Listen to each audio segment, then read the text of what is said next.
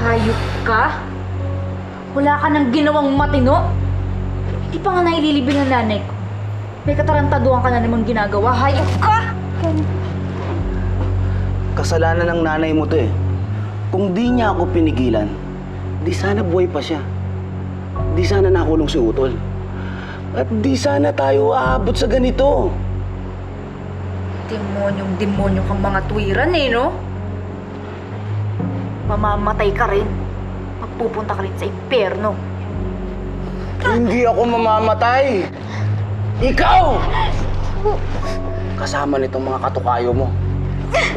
Ikaw, patay ka rin. Ikaw, mamamatay ka rin. Lahat kayo mamamatay. Tang na loob, huwag mo silang idadamay. Ako na lang! Ako na lang ang patay mo, Kadyo. Yun naman ang gusto mo, di ba?